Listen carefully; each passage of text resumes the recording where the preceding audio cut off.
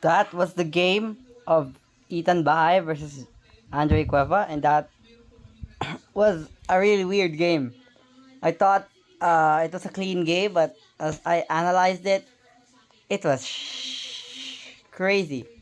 It was bad, kind of bad, but it was kind of understandable as the time control. Pardon my my debilitating health.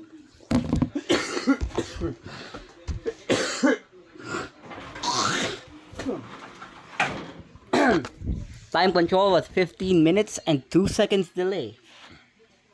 So from the get go, you really want to play fast in the middle game and then like use your time, at least be in equal terms in the end game so that you can use the time you haven't spent. So yeah, it's really a weird game, and we will look at, I think the I guess the aftermath of the opening position. We played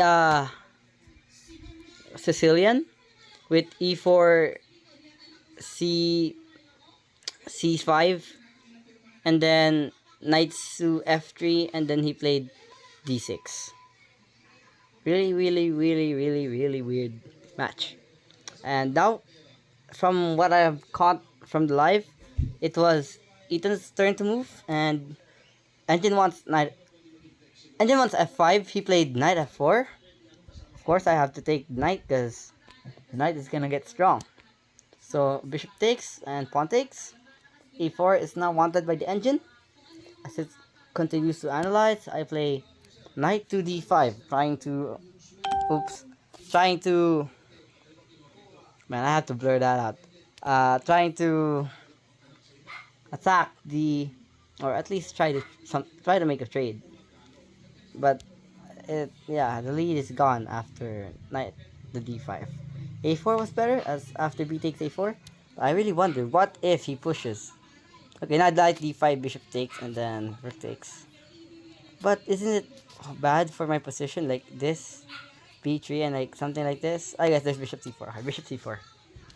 That solves the problem. So if I analyze this in the future, really good stuff, good stuff.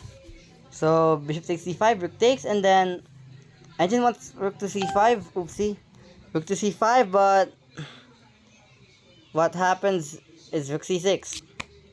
He was just short from one share square, one square short. So c3, f5. Okay, f5 really weird move. I was just trying to defend here, pawn, and he plays f5, trying to open up, but he hadn't seen my sleeping bishop in the corner as I play bishop d3. Bishop d8 is wanted by the engine. He plays f takes e4, trying to get rid and trying to open up that f file for his rook, I guess. Now bishop takes, and now king h8 is the best move here, but it will get surprised. Say king h8, rook to h5, rook c5, and then rook takes, pawn takes. That's the best continuation. I did not see that. I for sure did not see that. If I had seen that, maybe I would have won. For real, I would have won. But he played here in this position. Oops, in this position is rook to c7. Putting back down the rook, but here is the marvelous move still. Rook h5, but I played weird move, bad move, blunder. Actually not a blunder, but a missed move. Queen to b6. Here, rook h5 is better as he moves the rook, not the king. And you of course have to move your queen out. The queen c8, check. King moves, and then bishop to f5. Queen to b7, queen to b7, and queen to d2. Trying to attack the king, and you will be leading in so much pawns that for real you're just gonna win. It's kind of messy though, so you gotta be quite cautious in this position. But you really are winning, not gonna lie. As if you don't move your, let's say, your queen, you will be met with bishop d5. And that's just bad. Well, I played queen c8. I did not see that. Again, I'm telling you guys, I did not see that. Queen c5. Queen to b6 was met with queen to c8. And bishop f5, the blunder. Here, it's a blunder because of the sacrifice. Rook takes f5. Rook takes f5. And it is a forced draw.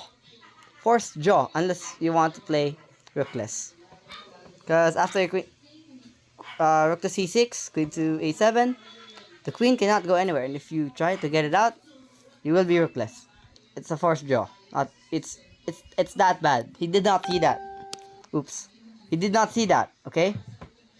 He now plays after bishop f5. He plays queen to b8. Queen to b8. It's played. And after queen to b8,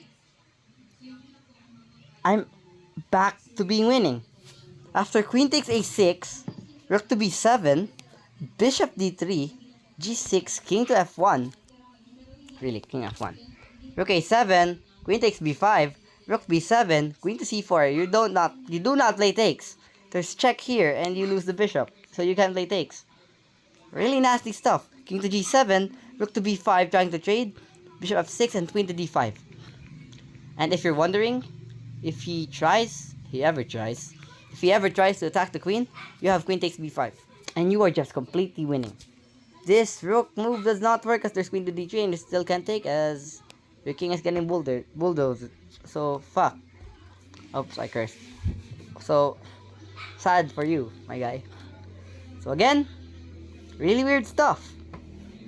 I was again winning, but I did not take the chance as I think I was up a minute and it was 8 minutes, 7 minutes. But really messy game. I thought of taking the pawn, but I thought it was just bait.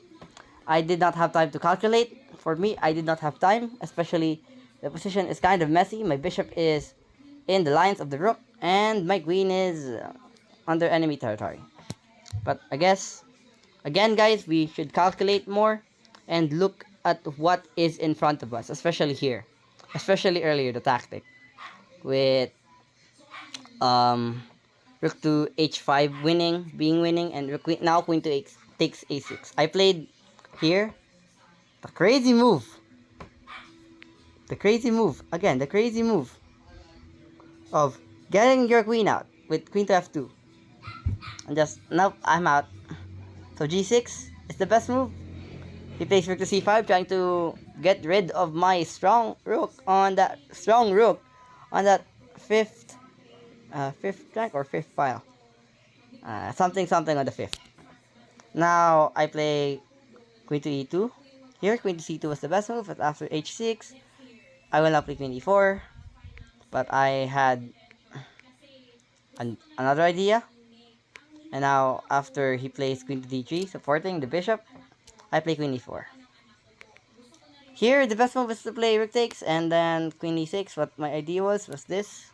And him pushing back, and me playing this. It's very, very, very normal stuff. And I think he didn't want to draw, so bad for him, I guess. He here plays the move queen to d3, and I play queen to oops. He did not play queen to d3, but he played queen to c7, and I play queen to a4, queen to d3. Here, queen e4 was the better move, as it will lead to sacrifice. Here is not mate because there's a rook, so b4 is the best move, and takes, bishop g5, and then takes. Really weird stuff, not gonna lie. I didn't also realize that. But here bishop g6 and this is the line. It's really crazy. You also just have to visually see that.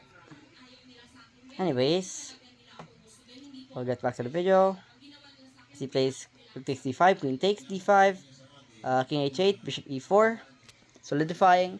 It's surprising how we were playing missed moves, blunders, but we are still solid at best. Still almost an equal game. So queen to b6 here, check. I try to trade queens because I was up a minute or 2 minutes. And for me, I am in a great position with an open file for my rook, while he has a sleeping rook and a bishop who's stuck on by its own pawns. So he does not want the trade. I get out, and he now checks again. King f1 is the best move here, but I play king h1 and just hiding. Really, I was very passive in this game. But g6, queen d4 is the best move here, just trying to trade and create counterplay. But here he plays a really random and weird move, a5. You can guys watch the live feed if you want. You can see for yourself the blunders and all the stuff happening in that tournament on that game. I will put the link in the description. So a5, queen to h5, Really, after a5, white is just completely winning, and I saw what the best move here is, and it's queen to h5. The best move in this position is g6. Here he plays g6. Here he plays g6, but the best move here is h6.